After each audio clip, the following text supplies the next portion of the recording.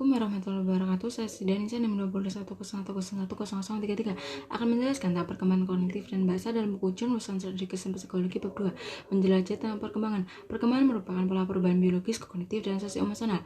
Kebanyakan perkembangan melibatkan pertumbuhan, tetapi pada akhirnya juga termasuk pembusukan, proses, dan periode. Perkembangan anak merupakan suatu proses dari biologis, kognitif, dan sosio-emosional yang saling terkait. Periode perkembangan meliputi dari masa bayi, anak usia dini, masa kanak-kanak menengah akhir, dan masa remaja. Proses biologis menghasilkan perubahan pada anak dan mendasari perkembangan otak. Proses kognitif melibatkan perubahan dalam pemikiran, kecerdasan, dan bahasa anak. Proses sosio-emosional melibatkan perubahan dalam hubungan anak dengan orang lain dan perubahan kepribadian. Masalah perkembangan utama adalah alam dan pengasuhan, kontinuitas dan diskontinuitas, serta pengalaman awal dan akhir.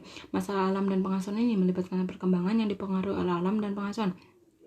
Kontinuitas dan diskontinuitas berfokus pada perkembangan yang melibatkan perubahan bertahap, kumulatif, atau tahapan yang berbeda. Pengalaman awal dan akhir berfokus pada sejauh mana pengalaman awal atau pengalaman selanjutnya sebagai penentu utama perkembangan anak. Perkembangan dan pendidikan. Pengajaran yang sesuai dengan perkembangan terjadi tidak terlalu sulit dan tidak terlalu membosankan untuk perkembangan anak. Perkembangan akan terpecah jika terjadi ketidakseimbangan yang cukup besar dalam perkembangan di seluruh domain. Perkembangan kognitif otak. Bagian yang sangat penting dari pertumbuhan adalah perkembangan otak dan sistem syaraf. Perubahan otak pada masa pertengahan dan akhir masa kanak-kanak termasuk kemajuan dalam fungsi korteks prefrontal yang tercermin dalam perhatian dan kontrol kognitif yang lebih baik. Teori Piaget, skema berusaha membantu pemahaman tentang dunia otak yang berkembang menciptakan skema.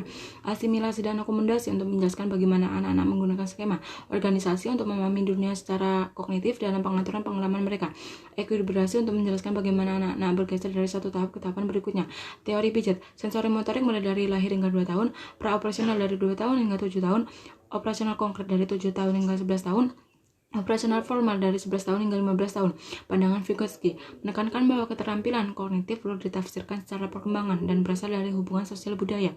Zona perkembangan proksimal, istilah untuk berbagai tugas yang sulit dikuasai oleh anak tetapi dapat dipelajari dengan bantuan orang dewasa. Bahasa dan pikiran. Anak-anak menggunakan ucapan tidak hanya untuk komunikasi, tapi untuk membantu mereka menyelesaikan tugas. Selanjutnya, perkembangan bahasa. Apa itu bahasa? Bahasa merupakan bentuk komunikasi baik lisan, tertulis, atau tanda yang didasarkan pada sistem simbol. Semua bahasa manusia juga memiliki aturan organisasi fonologi, morfologi, sintaksis, semantik, dan pragmatik. Fonologi merupakan sistem suara suatu bahasa. Morfologi, unit makna yang terlibat dalam pembentukan kata. Sintaksis, kata-kata yang digabungkan untuk membentuk frasa. Pragmatis, penggunaan bahasa dalam konteks yang berbeda. Semantik mengacu pada arti kata dan kalimat. Pengaruh biologis dan lingkungan. Anak-anak secara biologis siap untuk belajar bahasa saat mereka dan pengasuh mereka berinteraksi. Perkembangan bahasa. Anak-anak mengucap sekitar umur 3-6 bulan, kata pertama 10-13 bulan, ucapan 2 kata dari 18 hingga 24 bulan. Pengalaman keaksaraan awal anak-anak meningkatkan dalam keterampilan bahasa yang diperlukan untuk memperoleh manfaat dari sekolah.